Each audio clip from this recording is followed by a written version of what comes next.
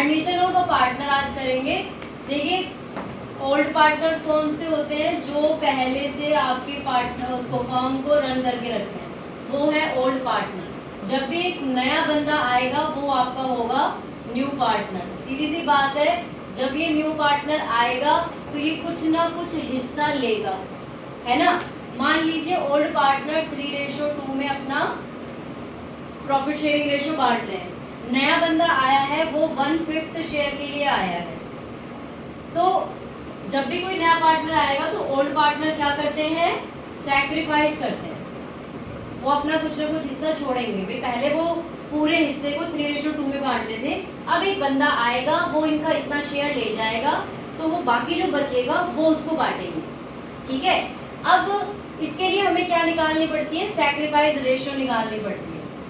Sacrifice ratio निकालनी पड़ती है। सैक्रिफाइस रेशो हम कैसे निकालेंगे, जब कुछ ऐसी सिचुएशन रहेगी आपकी। सैक्रिफाइस का मतलब अच्छे से जान लीजिए, इतना पार्ट जितना पुराने पार्टनर्स नए पार्टनर के लिए अपना सैक्रिफाइस करते, छोड़ देते हैं अपना हिस्सा।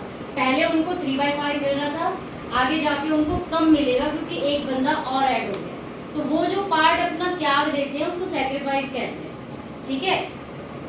इसमें सबसे पहले आप क्या करेंगे, रिमेनिंग शेयर निकालेंगे। रिमेनिंग शेयर किसका, remaining share of firm. Firm का रिमेनिंग शेयर क्या होगा, 1 - 1/5, क्योंकि जो नया बंदा आया है वो 1/5 के लिए आया है। तो अब आपके यहाँ पे क्या बच गया, 4/5 शेयर। तो इसके बाद आपको निकालना है इसमें NPSR, मतलब new profit sharing ratio. NPSR कैसे निकलता है, अब इसमें हम मान लीजिए A और B है और C as a new partner आया है, ठीक है। तो आप इसमें A का न्यू शेयर निकालेंगे, A is the new share, वो निकालेंगे अब 4/5 का 3/5, दैट इज 12/25। ऐसे ही आप B's का न्यू शेयर निकालेंगे 2/5 इंटू 4/5, 8/25। और C तो खुद अभी नया नया आया है, उसका शेयर सेम रहेगा, बस आपको क्या करना है, उसके डेनोमिनेटर को सेम करना है। तो 5/5 कर देंगे, 5/25। तो आपका न्यू शेयर आ गया 12:8:5। इस सिचुएशन में हमने न्यू प्रॉफिट शेयरिंग रेशो निकाला है। न्यू प्रॉफिट शेयरिंग रेशो में बढ़ता क्या है, कुछ भी नहीं बढ़ता है सिवाय एक चीज़ के, दैट इज जब आप एडजस्टमेंट ऑफ कैपिटल बनाते हैं ना, लास्ट में हमने जो लास्ट टॉपिक किया था एडजस्टमेंट ऑफ कैपिटल, उसके अंदर जब आप उनकी कैपिटल निकालोगे, नई कैपिटल निकालोगे, तो इसके थ्रू एडजस्ट करते हैं हम, तब न्यू रेशो का काम आता है, अदरवाइज नहीं आता, ठीक है। इसके बाद सैक्रिफाइस निकल गया। अब बात ये आती है कि क्या हर क्वेश्चन में यही सिचुएशन होगी कि 1/5 आ रहा है, 1/6 आ रहा है, 1/4 आ रहा है, नहीं ना। हर क्वेश्चन में ऐसी सिचुएशन नहीं होगी, आपको वहाँ पे देखना पड़ेगा सिचुएशन वाइज। अगर आपको new profit sharing ratio given है क्वेश्चन में, अगर क्वेश्चन में new profit sharing ratio given है तो आपको क्या करना पड़ेगा, सैक्रिफाइस रेशो निकालना पड़ेगा। और वो कैसे निकालोगे आप, old ratio minus new ratio, ठीक है। Old ratio minus new ratio, आप सैक्रिफाइस रेशो इसकी निकालेंगे। बात समझ में आ गई। तो क्वेश्चन में अगर न्यू रेशो गिवन है तो सैक्रिफाइस निकालनी पड़ेगी, अगर न्यू रेशो गिवन नहीं है तो आपको क्या करना है, ओल्ड रेशो ही सैक्रिफाइस रेशो बन जाती है, ओल्ड रेशो ही सैक्रिफाइस रेशो बन जाती है। थोड़ा सा इस बात का ध्यान रखें, ठीक है। हर क्वेश्चन में न्यू रेशो आपको गिवन नहीं होगी, कुछ सिलेक्टेड क्वेश्चन होते हैं जिसके अंदर आपको न्यू रेशो गिवन होगी, ठीक है। तो जहां गिवन होगी वहां पे old ratio minus new ratio करना, और जहां गिवन नहीं होगी वहां पे आप डायरेक्टली ओल्ड रेशो को ही सैक्रिफाइस रेशो बना देंगे, ठीक है। अब बात आती है इसमें कि अगर ये पार्टनर्स नया पार्टनर ले रहे हैं, नए पार्टनर को इन कर रहे हैं, तो ऐसे तो आएगा नहीं खाली हाथ, वो क्या क्या लेके आएगा, कैपिटल लेके आएगा। जो न्यू पार्टनर आएगा, new partner bring his capital and share of goodwill.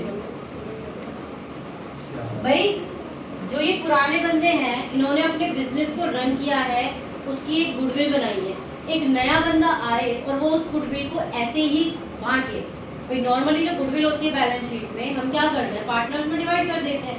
वो बंदा बिना कुछ किए अपनी गुडविल ले लेगा नहीं ना, तो वो क्या करेगा, अपने हिस्से की जो एट ए टाइम फर्म की न्यू गुडविल रिवैल्यूड होगी, इस टाइम पे जब ये नया बंदा आएगा तब क्या होगा, न्यू गुडविल रिवैल्यूड होगी।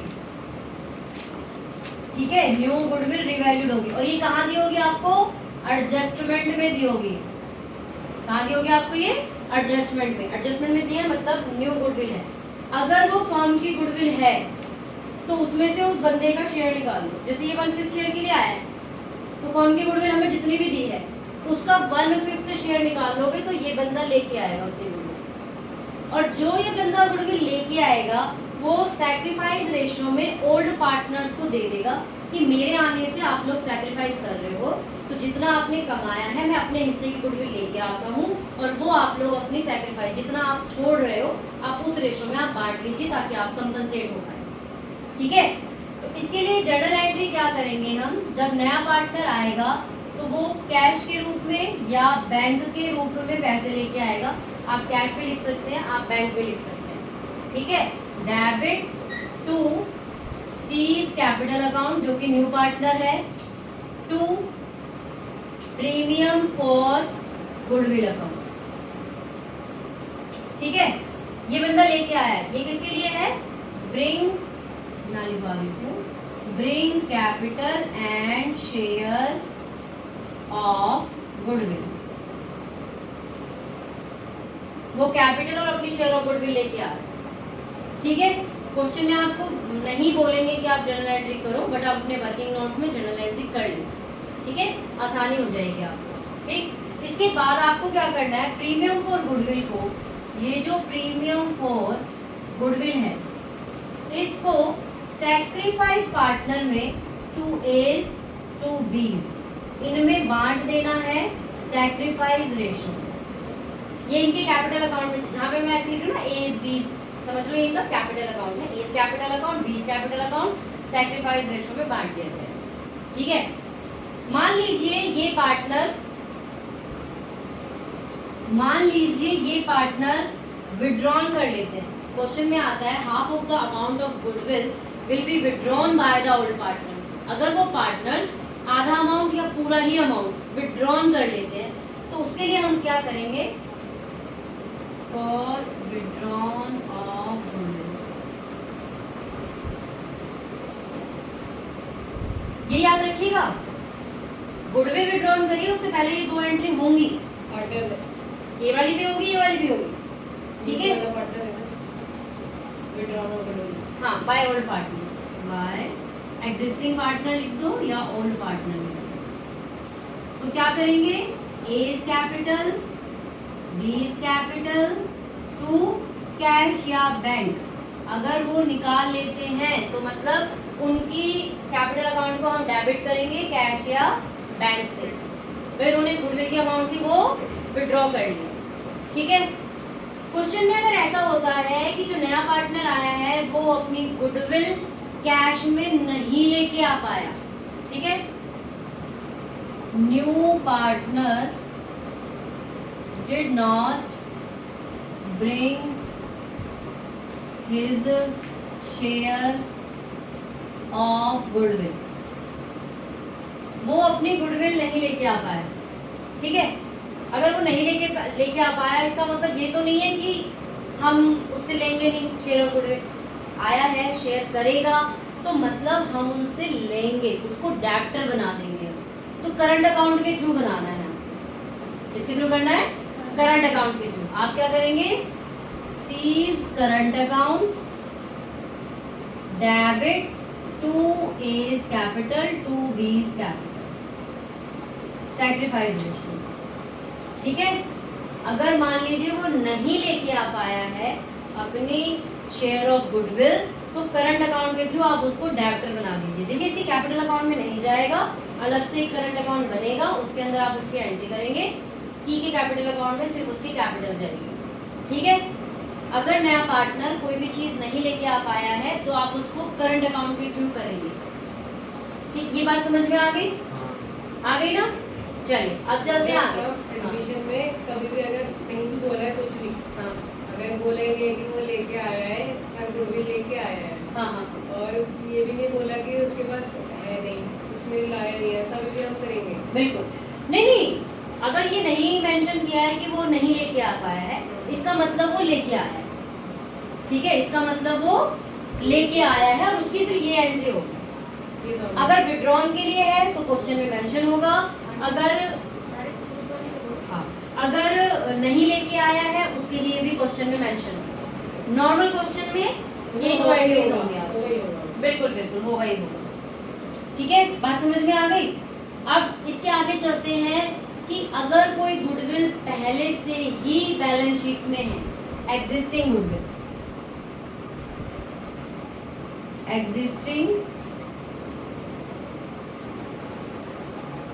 Goodwill in the balance sheet, in balance sheet में पहले से ही गुडविल दे रखी है।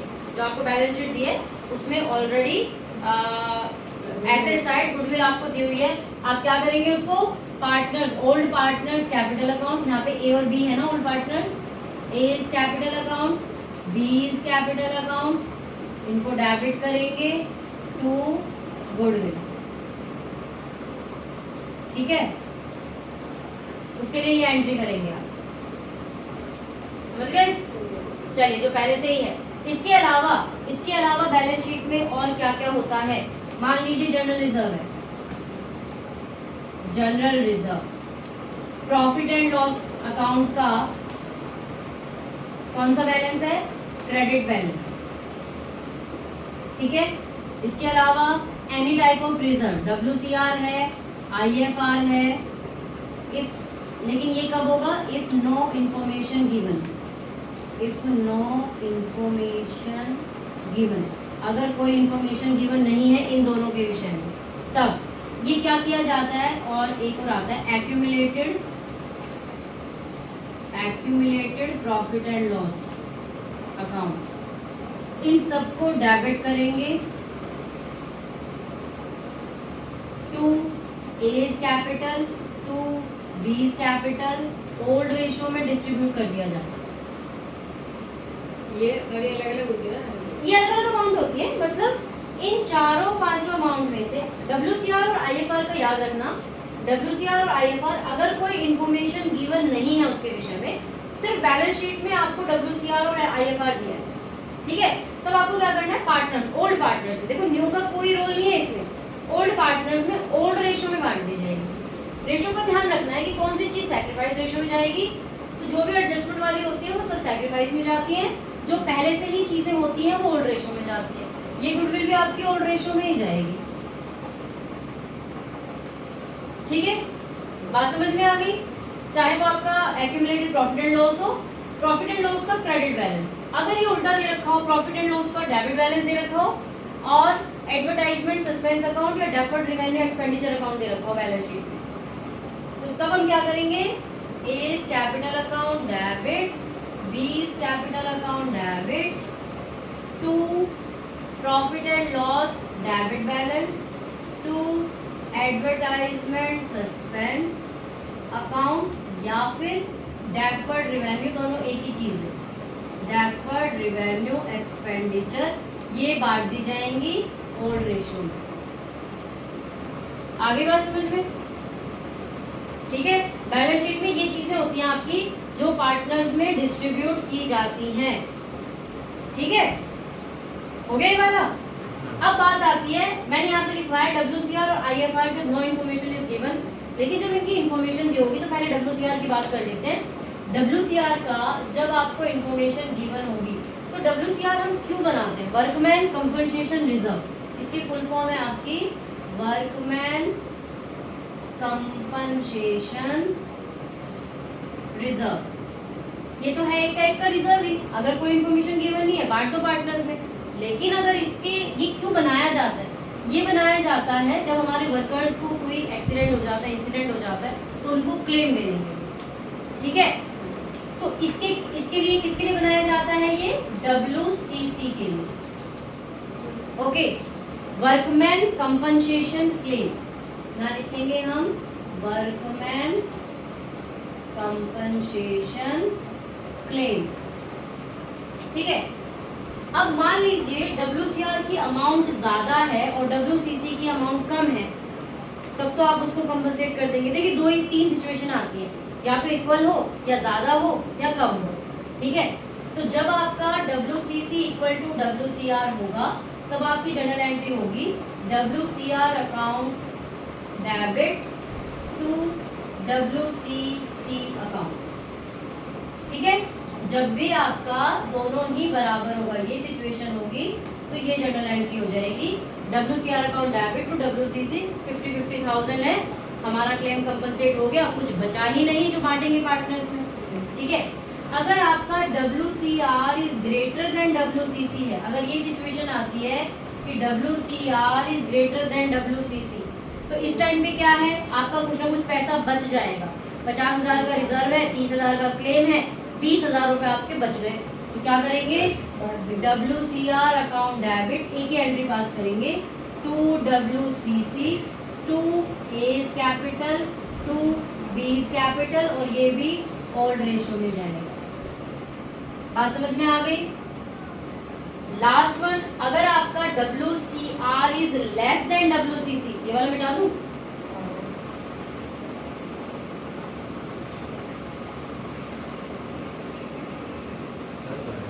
चलिए अब आपका आता है WCR is less then WCC। भाई क्लेम ज्यादा हो गया, रिजर्व हमारा कम हो गया, तो ऐसी सिचुएशन में हम क्या करेंगे, क्या हो, कुछ नहीं, दोबारा कट कर रहे हो, नहीं तो वही फोटो मांग रही हूँ। तो आप क्या करेंगे, WCR अकाउंट डेबिट टू, अब देखो टू WCC करूंगी, मान लीजिए यहाँ 70,000 है और यहाँ 50,000 है, मेरा तो 20,000 का लॉस आ रहा है। अब इसको लॉस को कौन से अकाउंट से करेंगे, वो होता है रिवैल्यूएशन, रिवैल्यूएशन अकाउंट। तो यहाँ पे हम डाल देंगे रिवैल्यूएशन अकाउंट, तो यहाँ 20,000। अब इसमें एक बात और जान लीजिए, आप ये कहते हो कि हमने रिवैल्यूएशन को डेबिट किया, लेकिन हमने इसको रिवैल्यूएशन, जब रिवैल्यूएशन अकाउंट बनाते हैं तब इस अमाउंट को हम नहीं डालते। आपने क्वेश्चन किए हैं, आपका जब रिवैल्यूएशन में ऐसे WCR का आया तो क्या आपने ये रिवैल्यूएशन के अमाउंट को रिवैल्यूएशन अकाउंट में डाला? बेटा ये सिर्फ जर्नल एंट्री होती है, बट इसको डायरेक्टली पार्टनर्स में कर देते हैं, या तो हम जैसे वहाँ वाला था, तो हमें इसमें तो रिवैल्यूएशन की जरूरत ही नहीं पड़ी क्योंकि पैसा बचा हुआ था हमारा। यहाँ का रिवैल्यूएशन का क्या करेंगे आप, पार्टनर्स में डिवाइड कर देंगे, A's capital debit, B's capital debit to revaluation account. तो 20,000 जो है वो ओल्ड रेशियो में 3/5 12,000 और 8,000 में बढ़ जाएगी। तो आप क्या करते हो, जो रिवैल्यूएशन का ये आता है लॉस आपका, आप डायरेक्टली पार्टनर्स कैपिटल अकाउंट को डेबिट कर देते हो। तो या तो आप पार्टनर्स कैपिटल अकाउंट को डेबिट करो, या तो आप उसको सिर्फ रिवैल्यूएशन में डाल दो, क्योंकि वहाँ पे भी उनके अकाउंट में ट्रांसफर वो हो जाना है प्रॉफिट एंड लॉस। ठीक है, तो हमारी बुक्स में क्या प्रोविजन दी हुई है कि अगर आपका WCR का ऐसा आता है तो आप उसको रिवैल्यूएशन में ना डाल के उस लॉस को आप पार्टनर्स कैपिटल अकाउंट में ले जाइए। आ गया, ठीक है, उस लॉस को आप पार्टनर्स कैपिटल अकाउंट में ले जाएंगे, रिवैल्यूएशन में मत लिखना उसको। अगर रिवैल्यूएशन में लिख दिया तो फिर पार्टनर्स में मत लिखना, नहीं तो आंसर बहुत वरी करेगा। अगर रिवैल्यूएशन में लिख दिया तो रिवैल्यूएशन का प्रॉफिट वरी करेगा या लॉस वरी करेगा। 20,000 मान लो आपने वहाँ डाल दिया, वहाँ पे आपने रिवैल्यूएशन अकाउंट बनाया, वहाँ का जो प्रॉफिट लॉस है वो आपने पार्टनर्स में डिवाइड कर दिया, और फिर दोबारा से क्योंकि आपने जर्नल एंट्री पता है आपको, और आपने ये अमाउंट उनके डेबिट साइड कैपिटल अकाउंट में भी डाल दी, फिर तो 2 जी की एंट्री हो जाएगी ना फिर इसकी, क्योंकि वहाँ भी वो बढ़ चुका है, फिर यहाँ पे भी आप वापस दे रहे हो उनको या ले रहे हो उनसे। ठीक है, तो एक ही जगह करनी, जर्नल एंट्री करनी है तो ऐसे करनी है, माइंड में रखो, जर्नल एंट्री करनी है तो ऐसे करनी है, और रिवैल्यूएशन अकाउंट बनाना है तो डायरेक्टली पार्टनर्स कैपिटल अकाउंट में लेके जाना। ये डायरेक्टली, ठीक है। चलिए, तो ये आपका रिवैल्यूएशन इसका हो गया WCR का। अब दोनों करनी हो तो है दोनों क्यों करोगे? अरे मतलब आपने बोला ना जैसे रिवैल्यूएशन पर अपना पार्टनर कैपिटल भी बन रहा है और जर्नल एंट्री भी करनी है, आप जर्नल एंट्री में या तो जर्नल एंट्री आएगा या पार्टनर कैपिटल और रिवैल्यूएशन आएगा, साथ में क्यों आएगा? अच्छा तो मैं कहाँ डालूं? अगर आप रिवैल्यूएशन बना रहे हैं ना, हाँ। तो तो इसको रिवैल्यूएशन लगा के पार्टनर्स कैपिटल अकाउंट में डेबिट साइड में डाल देंगे। बस इतना ध्यान रखो। आईएफआर, ये आईएफआर क्यों बनता है? इसकी फुल फॉर्म है investment fluctuating reserve. Investment fluctuating reserve अटक गए कहाँ?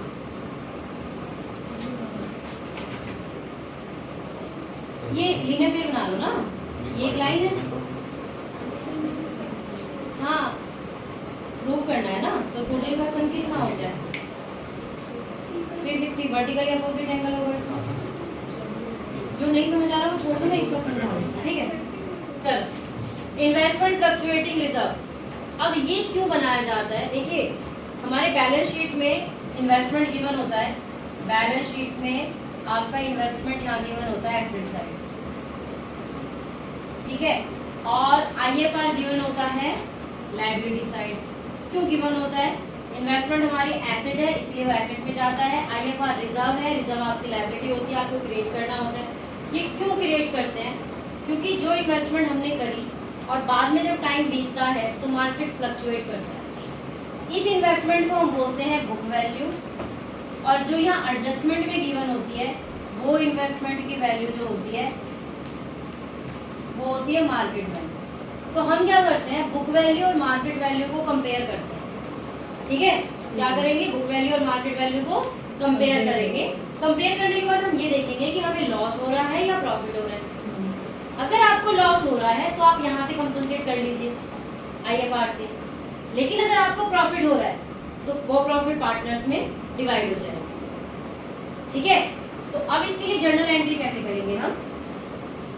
If market value, if book value is equal to market value, मतलब ये दोनों आपकी क्या है, बराबर है। आपको नो प्रॉफिट नो लॉस हो रहा है सिचुएशन में, नो प्रॉफिट नो लॉस, तो आप क्या करेंगे, आईएफआर अकाउंट को बांट देंगे नॉर्मली पार्टनर्स में, जैसा मैंने यहाँ बताया था, IFR account debit to old partners account. Normal entry आप यहाँ पे ऐसे लिख लो, नॉर्मल एंट्री। नॉर्मल एंट्री का मतलब यही होता है IFR debit to A's capital to B's capital, ठीक है। ये नॉर्मल एंट्री हो जाएगी, क्योंकि जब कुछ है ही लॉस प्रॉफिट कंपनसेट हम क्या करेंगे, कोई इंफॉर्मेशन गिवन नहीं है, सिर्फ आईएफआर गिवन है, तो भी नॉर्मल एंट्री है ना। अब बात आती है, if book value is greater than market value या फिर book value is less than market value. नहीं, मैंने उल्टा लिख दिया, book value is greater than, हाँ book value is less than, है ना, ठीक है। तो अगर आपकी बुक वैल्यू ज्यादा है, मार्केट वैल्यू कम है, तो आप कौन सी सिचुएशन में है, लॉस की सिचुएशन में। भाई मार्केट में हमारी उसकी इन्वेस्टमेंट की वैल्यू कम हो गई है, तो हम किस सिचुएशन में है, लॉस की सिचुएशन में। जब हम लॉस की सिचुएशन में, तो लॉस हम कहाँ से लेंगे, रिवैल्यूएशन से। तो जनरल एंट्री हम क्या करेंगे, IFR account debit, revaluation account debit to investment account, ठीक है। और फिर ये रिवैल्यूएशन का जो है वो A's capital debit, B's capital debit to revaluation, partners में बांट दिया जाएगा ये लॉस, ठीक है। अगर आपकी बुक वैल्यू ज्यादा है तो आपको प्रॉफिट हो रहा है, तो प्रॉफिट में क्या करेंगे आप, इस सिचुएशन में क्या है, इस सिचुएशन में आपको प्रॉफिट हो रही है, तो आप उसको आईएफआर को भी पार्टनर्स में बांट देंगे, IFR to old partners, old ratio में। और एक एंट्री आप करेंगे इसके प्रॉफिट को दिखाने के लिए, investment debit, investment account debit to revaluation account, profit show करने के लिए, और फिर ये पार्टनर्स में बांट दिया जाएगा, revaluation debit to A's capital to B's capital, profit distribute in old ratio, profit distribute in old ratio, ठीक है। क्या और भी सिचुएशन हो सकती है, देखो जैसे मैंने यहाँ लॉस की सिचुएशन करी, कई बार लॉस हो सकता है आपका आईएफआर से ज्यादा हो, कई बार हो सकता है आईएफआर से कम हो, तो ये तो कर ही सकते हो आप अगर आपको मेन फंडा पता है तो। नहीं वो रुको यहाँ बता दो, फिर इसकी ना अमाउंट लिख के बताना पड़ेगा मुझे।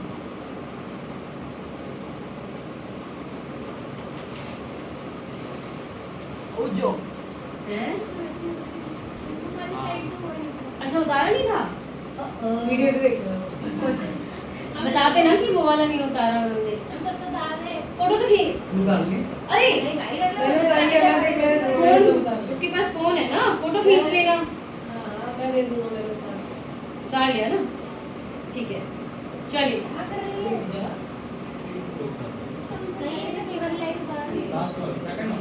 अच्छा कोई नहीं, अरे क्या बात वीडियो से उतार लेना कोई बात नहीं। अच्छा ध्यान इधर दीजिए जरा, जो ये वाली सिचुएशन है लॉस वाली सिचुएशन, देखो प्रॉफिट तो चाहे कितना भी प्रॉफिट हो जाए, प्रॉफिट तो आपका कितना भी हो जाए, एंट्री आपकी यही होगी आईएफआर डेबिट टू क्या था ओल्ड पार्टनर्स, सॉरी नहीं भूल गई, एंड इन्वेस्टमेंट टू रिवैल्यूएशन, क्योंकि प्रॉफिट हो रहा है हमारा।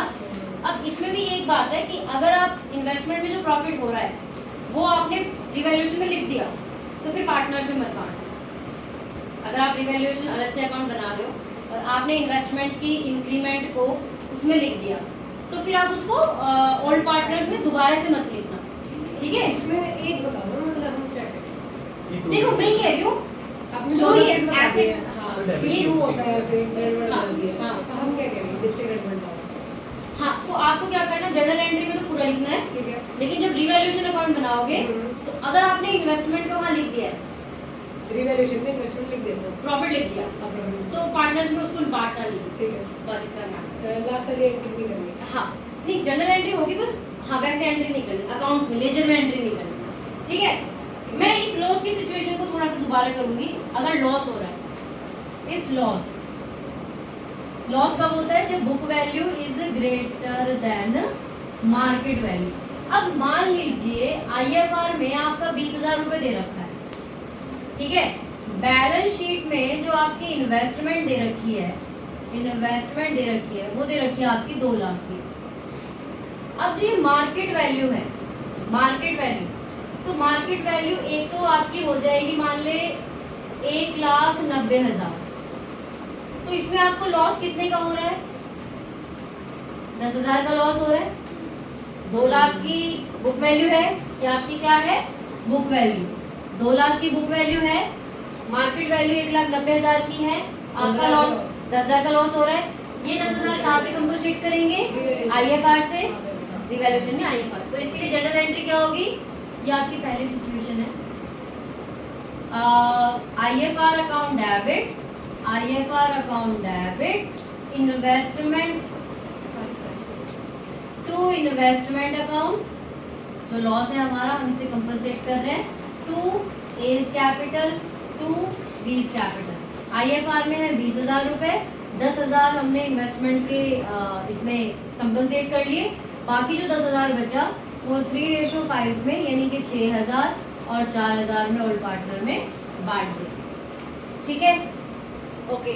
अगर आपका सेम होता है, ये तो मैंने आपको बता दिया, अगर आपका नो प्रॉफिट नो लॉस होता है तो कंपनसेट करने की जरूरत नहीं है, आईएफआर टू एज टू बीज हो जाएगा।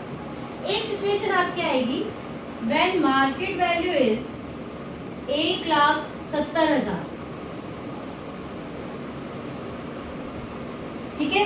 अब यहाँ पे लॉस कितने का हो रहा है आपको, 30,000 का। अब बताओ मुझे कैसे एंट्री करेंगे इसकी, आईएफआर टू हाँ। रिवैल्यूएशन, सॉरी रिवैल्यूएशन टू हाँ। Investment to A's to B. हाँ टू इन्वेस्टमेंट, समझ गए। ये सेम वही, टू एज टू बीज कहाँ है, बचा ही कहाँ है पैसा, ओ सॉरी, ए और बी में क्या लेके जाऊंगी, अब लेके जाएंगे रिवैल्यूएशन टू इन्वेस्टमेंट हो गया ना, रिवैल्यूएशन का लॉस है, A's partner B's partner to revaluation, A's capital B's capital to revaluation, मतलब इसका फंडा समझ लो तो कोई दिक्कत ही नहीं है, समझ गए। फिर तो वो कुछ भी सिचुएशन दे दे, आपको पता होना चाहिए कि जब लॉस होगा तो मैं उसको कहाँ से करूंगा, जब प्रॉफिट होगा तो मैं उसको कहाँ से करूंगा। फिर लॉस चाहे कितना ही दे दे, चाहे उसके बराबर दे दे, चाहे उससे कम दे दे, चाहे कैसा भी दे, ठीक है। बात समझ में आ गई, ठीक है। चलिए अब आईएफआर का भी फंडा क्लियर हो गया आपका। अब आगे आते हैं हम रीवैल्यूएशन अकाउंट। अरे ना बहुत बचा तो वही गलत, तो मेन चीज तो यही होती है इसकी। रीवैल्यूएशन अकाउंट, ठीक है, ये आपका परफॉर्मा होता है इसका पर्टिकुलर अमाउंट और पर्टिकुलर अमाउंट, ठीक है। ओके, इसमें क्या क्या आता है ध्यान दीजिएगा। अगर आपका रीवैल्यूएशन में आप रीवैल्यूएट कर रहे हैं, बैलेंस शीट आपको दी गई है, नीचे आपको एडजस्टमेंट दी जाएंगी, वहां से आपको पढ़ना है।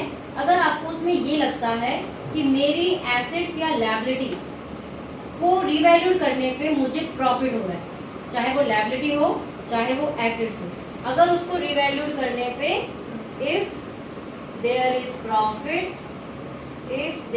प्रॉफिट ऑन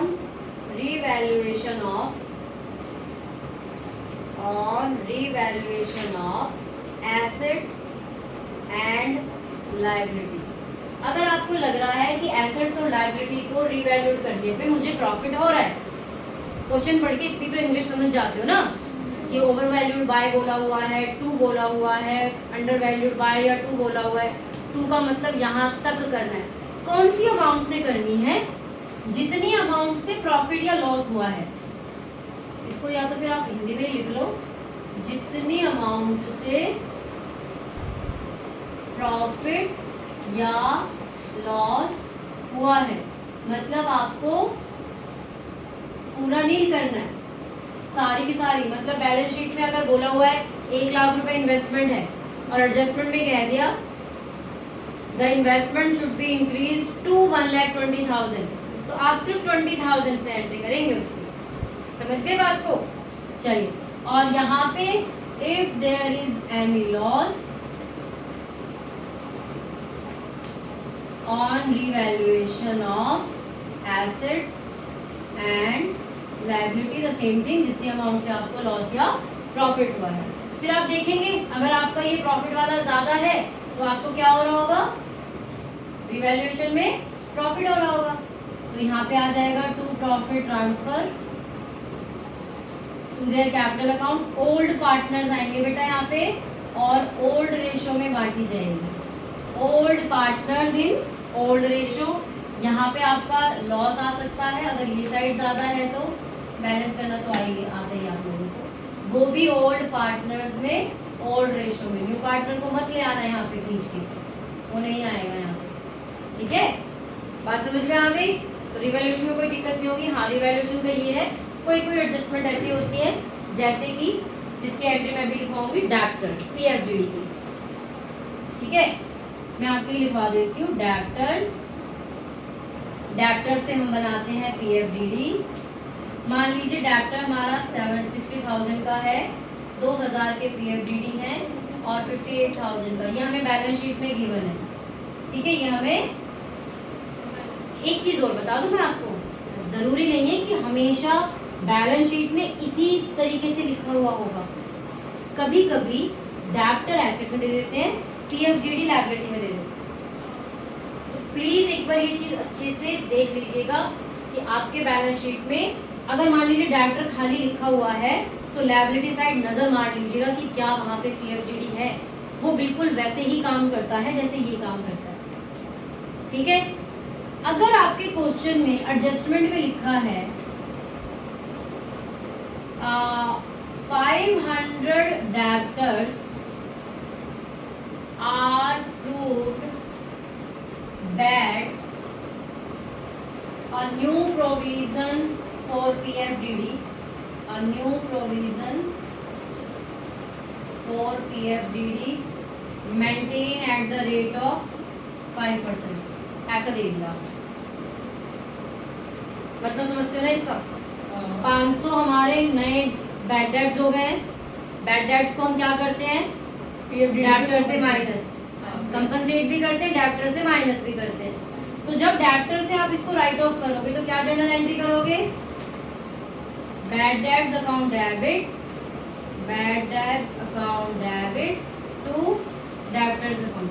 अच्छा, यहाँ कितने बच्चे हैं मेरे को एक बात बताइए, कि आप ये पहचान सकते हैं कि हम डेब्टर्स को कब डेबिट करेंगे और कब क्रेडिट करेंगे, या किसी भी एसेट्स को या लायबिलिटी को कब क्रेडिट करना चाहिए और कब डेबिट करना चाहिए? क्या ये मतलब बिना डेटर्स को कब करते हैं जब रिसीव होता है? अच्छा, ये तो पता है ना कौन किस नेचर का होता है। डेब्टर एसेट नेचर का है, पीएफडीडी लायबिलिटी नेचर का है, मशीनरी डेबिट नेचर की है। थोड़ा 11 में चले जाओ, वहाँ पे आप लोगों ने गोल्डन रूल्स पढ़े थे। रियल टाइप अकाउंट्स में आपके जो एसेट्स और लायबिलिटी होते हैं, ये नेचर, इनका नेचर होता है।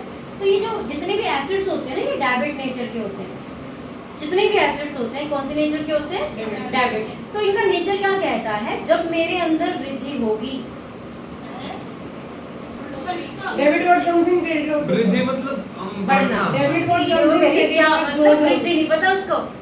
जब मैं बढ़ जाऊंगा तो मैं अपने आप को डेबिट करूंगा, क्योंकि मेरा नेचर वो है, ठीक है। लेकिन जब कोई रिवर्स होगा, उल्टा होगा, डिक्रीज होगा, तो मैं अपने आप को क्रेडिट कर लूंगा। तो क्योंकि डेब्टर, मशीनरी, गुडविल, ये सारे जो डेबिट नेचर के हैं, जब इनको किसी पार्टनर में बांट दिया जाता है या ये कम हो जाते हैं, तो ये अपने नेचर के अकॉर्डिंग यानी कि क्रेडिट हो जाते हैं। सेम यही चीज लायबिलिटी के लिए भी होता है। ये याद करने की जरूरत नहीं पड़ती है कि हम बैड डेब्ट्स को राइट ऑफ कर रहे हैं, जर्नल एंट्री याद कर लो, bad debts account, debtors account, ना ना ना, इसको याद नहीं करना है। आप उस अकाउंट का नेचर समझिए, नेचर को याद रखिए। अगर आपने नेचर को माइंड में, जैसे कि कोई भी एक्सपेंस है, सैलरी है या रेंट है, नॉमिनल है, लेकिन जब ये बढ़ रहे होते हैं तो हम सैलरी को डेबिट करते हैं। Debit all expenses. मान लीजिए हमने सैलरी किसी को गलती से दे दी, हमें वापस लेनी है उससे, तो फिर सैलरी को क्या करेंगे? क्रेडिट। क्योंकि जब देते हैं तो डेबिट करते हैं, वो उसका नेचर है, तो लेंगे तो क्रेडिट करेंगे। सेम वही चीज इनमें आती है। हम लोग कभी याद नहीं करते इसको, समझ लो उसका नेचर क्या है। अकाउंट्स का नेचर क्या है? अगर पॉजिटिव वे में जा रहा है तो सेम नेचर रहेगा, नेगेटिव वे में जा रहा है तो नेचर चेंज हो जाएगा। ये याद रखो। सैलरी वापस कब आती है? नहीं आती है एज एन एक्सपेंसेस का उसका दिया था। अरे कई बार होता है ना कि 10,000 सैलरी देनी है, गलती से 20,000 दे दी है। अच्छा, ऐसा होता ही तो नहीं है, ऐसा होता ही तो नहीं है। रेक्टिफिकेशन होता है। बैंक में हम जाते दे हैं, देंगे पर ज्यादा नहीं देते हैं ये लोग। इसको ज्यादा पता है क्योंकि ये सैलरी बांटता है ठीक है। बैड डेब्ट्स टू डेब्टर्स, तो हमने डेब्टर से क्या किया? 500 रुपए निकाल लिए। तो मेरे डेब्टर्स कितने के थे? 60,000 के थे। 60,000 में से 500 हटा दूंगी, मेरे पास कितना बचा? 59,500। अब ये 500 रुपए का जो बैड डेब्ट्स है वो मुझे कहाँ से कंपनसेट करना है? पीएफडीडी से। चलो इसकी एंट्री बताओ। क्या? बैड डेब्ट्स को पीएफडीडी से कंपनसेट करना है, तो इसकी एंट्री क्या होगी? पीएफडीडी किस नेचर का है? Credit nature. लायबिलिटी है क्रेडिट नेचर का, तो हम कंपनसेट कर रहे हैं, उसके विपरीत काम कर रहे हैं। Yes, PFDD account debit to यही बस इतना ही शुद्ध हिंदी जानना है। PFDD account debit to bad debts account. बात समझ में आ गई? यस गुरु। चलिए, तो अब ये चीज तो हो गई मेरी, मैंने राइट ऑफ कर दिया, कंपनसेट कर दिया। अब मेरे को एक नया प्रोविजन क्रिएट करना है 5% में, ठीक है। तो किस पे क्रिएट करेंगे? 59,500। 59,500। इसके ऊपर 5% निकाले जरा। बाबा 25, 2 पानी 45, 47, 4 5 24, 4 24, 2,475 का नया पीएफडीडी क्रिएट हुआ है। पहले का पीएफडीडी कितना है? 2,000 माइनस 500 कितना बचा है? 1,500। भाई पुराने वाले पीएफडीडी से 500 रुपए आपने हटा लिए, 1,500। अब लेकिन नया कितना बनाना है? 475। तो कितना एक्स्ट्रा हो गया इसमें से? 2975 आ रहा है। हैं? 2975। बाबा 25, 2 पानी 45, हाँ अच्छा हाँ बाबा 25, ठीक है। इसमें से 1,500 हटा लो, मतलब आपको नया कितना क्रिएट करना है? 1475 और, मतलब बैलेंस शीट में तो यही जाएगा 2975।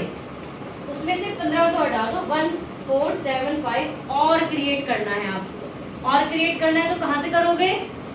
रिवैल्यूएशन अकाउंट से, ठीक है। तो रिवैल्यूएशन अकाउंट में एंट्री कर देंगे इसकी। क्या एंट्री कर देंगे? Revaluation account debit to PFDD 1,475। अगर ये समझ में नहीं आया तो दोबारा पूछ लो। हैं प्रॉफिट वाले में investment regulation A's and contract ये हाँ। सब एक साथ एंट्री होगी हाँ 3 एंट्री होती है, ठीक है। हाँ तो बेटा क्या कह रही थी? 2975 ये जो है हाँ। ये न्यू पीएफडीडी है, तो हम बैलेंस हाँ। शीट में भी ये दिखाएंगे ना। हाँ, हाँ। 1475 तो हमारे लिए इंक्रीमेंट है ये, रिवैल्यूएशन के लिए, बिल्कुल सही। अच्छा एक बात और बतानी है आपको, ये जो 500 रुपए का नुकसान भी हो रहा है ना बैड डेब्ट्स का, ये भी रिवैल्यूएशन अकाउंट में जाएगा डेबिट साइड में।